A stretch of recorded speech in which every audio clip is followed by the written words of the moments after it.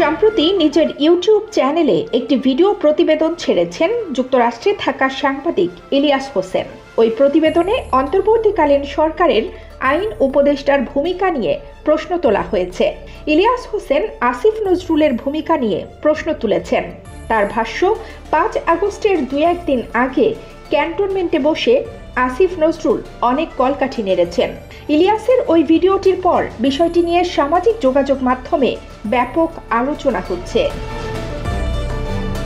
ইলিয়াস হোসেনকে ইঙ্গিত করে অধ্যাপক আসিফ নজরুল বলেছেন, আপনারা কাজের সমালোচনা করবেন, সেটা ঠিক আছে, বলতে পারেন কিছুই করতে পারছি না, কিন্তু যখন সম্পূর্ণ মিথ্যা, আজগুবি, ভিত্তিহীন তথ্য দিয়ে ব্যক্তিগত চরিত্র হনন করা হয়, তখন মনে হয় সমালোচনাটা অসৎ উদ্দেশ্যে করা। আজগুবির একটা সীমা থাকা দরকার। শনিবার জাতীয় প্রেস ক্লাবে বাংলাদেশ সংবাদ সংস্থার আয়োজনে স্মৃতির মিনার গণ অভ্যুত্থান 2024 শীর্ষক অনুষ্ঠানে এসব মন্তব্য করেন আইন উপদেষ্টা। আসিফ নজরুল বলেন, একটি ভিডিওতে নাকি বলা হয়েছে 3-4 আগস্ট আমি ক্যান্টনমেন্টে ছিলাম এবং সেনা কর্মকর্তাদের সঙ্গে ভারতের দালালদের নিয়ে মিটিং করেছি। অবাক হই যে কল্পনারও তো একটা সীমা থাকা উচিত।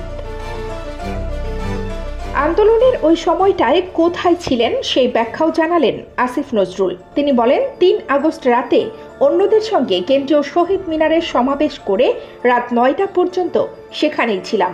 তারপর ঢাকা বিশ্ববিদ্যালয়ের ফুলার রোডের 19 নম্বর ভবনে EEE বিভাগের শিক্ষক অধ্যাপক মোস্তফা মামুনের বাসায় থেকেছি। 4 তারিখ রাতে অনলাইন অ্যাক্টিভিস্টদের সঙ্গে একটা মিটিংয়ে ছিলাম। ওই রাতেও মোস্তফা মামুনের বাসায় ছিলাম। নিজেরা ঝগড়াঝাটি না করার পরামর্শ দিয়ে আসিফ নজরুল বলেন, অন্তর্বর্তী সরকার যদি সফল হয় তাহলে আমরা ফ্যাসিস্ট শেখ হাসিনা রেজিমের প্রত্যাবর্তনের স্বপ্নকে ধূলিসাৎ করতে পারব। জুলাই আগস্টে যারা প্রাণ দিয়েছে, যাদের অঙ্গহানি হয়েছে, তাদের আত্মদানের ন্যূনতম একটা মূল্যায়ন করতে পারব। আমরা যদি নিজেরা ঝগড়াঝাটি করি, নিজেরা কুৎসা রটাই, চরিত্র হনন করি, মিথ্যা তথ্য দেই, তাহলে ছাত্র জনতার আত্মবলিদানের প্রতি অশ্রদ্ধা জানানো হয়। কারো প্রতি অভিযোগ নয়, সবার কাছে অনুরোধ, দয়া করে সত্য জানার চেষ্টা করেন। মিথ্যা, অত্যাচার, নিপীড়ন, দোষারোপ এগুলো পরাজিত ফ্যাসিস্ট শক্তির অস্ত্র ছিল। সেই অস্ত্র আমি কেন বহন করব? কানিস ফাতেমা, নিপা, খবর সংযোগ।